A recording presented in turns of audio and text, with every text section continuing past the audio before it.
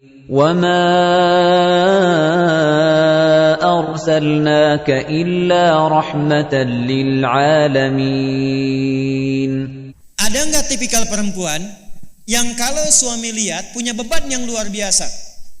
Pulang dari kantor misalnya kan, udah pekerjaan banyak, tekanan tinggi, sampai di jalan banyak dikelaksonin, lampu merahnya banyak, pulang ke rumah lihat istrinya baru dibuka, Assalamualaikum. Hilang setengah masalahnya. Lalu ketika mendengar kata-kata istrinya, hilang semua masalahnya. Ada nggak yang begitu? Ada. Masya Allah. Saya pakai dalil ya. Nih Bu, saya ceritakan Bu. Ada di hadis Al-Bukhari, Kitab Bad'ul Wahyi. Topik nomor 1 ya. Topik nomor 1 itu Kitab Bad'ul Wahyi, awal mula turunnya wahyu, dari 97 topik. Setelah turun Iqra, wahyu pertama apa? Iqra bismi rabbikal ladzi khalaq. Nabi makin senang ke Gua Hira. Gua Hira itu Bu, jaraknya dari rumah Nabi itu kurang lebih 6 sampai 7 kilo. Nanti kalau satu kali ikut umrah, nanti saya tunjukin rumah Nabi lokasinya di mana, arah ke Gua Hira seperti apa gitu, insyaallah. Mudah-mudahan bisa disegerakan yang belum ya. Ya, tidak cukup dengan amin, nabung ya. Nabung, siapin. Ini saya gambarkan gini aja, lebih cepat. Ini Bukit Safa, ini Bukit Marwah di sini. Kalau keluar dari Marwah ke sini, ini ada area toilet sekarang yang besar. Ke sini ada rumah Nabi yang tempat kelahiran, Maulid Nabi. Di sini tempat ngambil zam-zam yang pakai air selang. Kalau bawa jerigen dari sini. Biasanya orang Taif yang jualan, kalau jerigen kecil 5 real, yang besar 10 real. Sini. Nah ini area Nabi berumah tangga dengan Sayyidah Khadijah. Ke Gua Hira itu artinya ke Bukit Cahaya, ke Jabal Nur. Dan ini hikmahnya. Kenapa wahyu turunnya bukan di bukit yang lain? Kenapa enggak di Gua Sur? Kenapa enggak di Jabal Qubais? Ini kalau ditarik Bu dari sini ke arah Jabal Nur kurang lebih ke sini. Mahbas Jin terus ke sini. Ini kurang lebih 6 sampai 7 kilo lah, 5 sampai 7 kilo. Nah, sampai di bawah ini naik lagi ke atas sekitar 700 meter. Dan yang paling luar biasa, kalau ibu pernah naik ke atas ke Gua Hira, ibu akan temukan struktur batu yang membentuk gua itu arahnya langsung mengharap ke arah kiblat, ke Ka'bah. Struktur batunya. Saya pernah naik ke atas itu, masuk ke dalam, terus ke atas, saya perhatikan itu semua ngarahnya langsung ke Ka'bah, ke Masjidil Haram. Arahnya. Jadi kalau Nabi hikmahnya kenapa di Gua Hira, saat naik ke situ itu bisa mengamati keadaan kaumnya, masyarakatnya bagaimana. Yang ingin saya katakan, naik ke Gua Hira itu artinya dari rumah Nabi tadi sampai ke bukitnya saja, ke Jabal Nur, itu harus melewati kurang lebih 5 bukit dulu. Naik turun. Artinya kalau nggak kuat nggak akan bisa. Nah, sejak wahyu pertama turun, Iqra bismi rabbikal ladzi khalaq, malaikat Jibril menyamar jadi manusia, jadi laki-laki, sampai menurunkan itu dengan izin Allah, Iqra bismi rabbikal ladzi khalaq, sampai ayat yang kelima, surah Al-Alaq.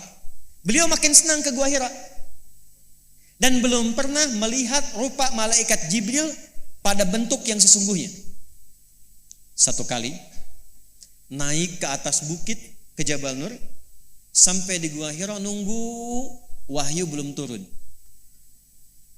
Lama belum turun juga. Akhirnya diputuskan pulang. Begitu turun dari Gua Hira, suasana masih siang terbuka, tiba-tiba ada panggilan, Muhammad. Ini nyata. Beliau tengok ke belakang, nggak ada sosoknya. Muhammad. Kanan kiri nggak ada orang. Muhammad. Tengok ke atas, hadisnya mengatakan begini, ada sosok besar seperti duduk antara langit dan bumi begini. Saya bayangin gini lah Bu ya, ibu keluar dari sini, istiqomah. Siang-siang jam 11 pulang dari sini keluar, ada yang manggil, Bu. Iya, enggak. Tengok kanan kosong, kiri kosong, belakang nggak ada orang. Begitu dia mau ke atas begini, bu. Sosok besar kayak duduk antara langit dan bumi begini. Pertanyaan saya, respon ibu ketika melihat itu apa? Tuh. Saya kira nggak akan ditemukan keluarin handphone. Ih, apa tuh, bagus banget tuh. Lari kan ya? Maka hadisnya mengatakan, perhatikan bahasa hadisnya. Faru'ibtu minhu. Kata Nabi, aku merasakan ketakutan sampai bulu kuduku itu naik. Jadi takut itu biasa, Bu, normal. Nabi pun merasa takut. Yang tidak normal itu, maaf, takut untuk berbuat baik itu tidak normal. Takut untuk menjadi solehah itu tidak normal. Takut itu pada maksiat. Takut itu pada yang biasa memang kita merasakan gelisah, itu silahkan. Artinya apa? Ketika beliau sedang meninggalkan tempat itu cepat-cepat, ingin cepat sampai rumah, sampai merinding. Aku takut sampai bulu kuduku naik, aku merinding.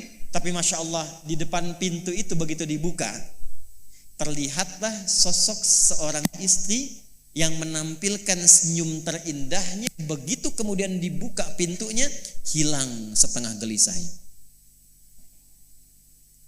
Masuk ke kamarnya, kata Nabi, zammiluni, selimuti aku.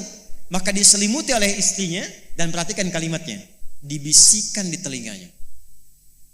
Saya ambil pakai kalimat bahasa Indonesia supaya enak ya.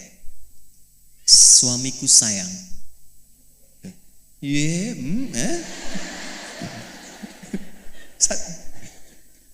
Sayang, engkau itu orang baik.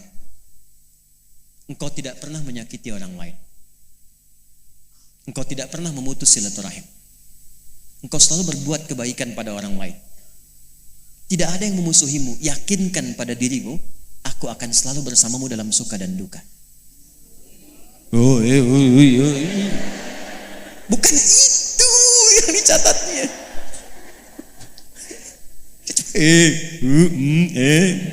Bukan. Maksud saya, perhatikan kalimat itu. Jadi begitu kalimat itu keluar, hilang semua gelisahnya. Maka saat tenang itulah turun wahyu. Ya ayyuhal muddatsir, qum fa'anzir. Itu wahyu itu turun, perintah berdakwah terang-terangan. Salah satu yang paling berperan untuk memberikan ketenangan pada Nabi itu istrinya. Itulah Sayyidah Khadijah. Sayyidah Khadijah. Dan itu yang menjadikan kerinduan Nabi itu semakin memuncak. Bahkan setelah wafatnya pun tidak pernah Nabi mengigau dalam tidurnya, kecuali salah satunya menyebut istrinya, Khadijah. Ya. Coba bayangkan suami ibu pulang dari kantor, banyak persoalan dibawa, di jalan banyak hambatan. Begitu dibuka pintu rumah, melihat ibu, Masya Allah, dibuka ibu yang tampak, tambah masalah.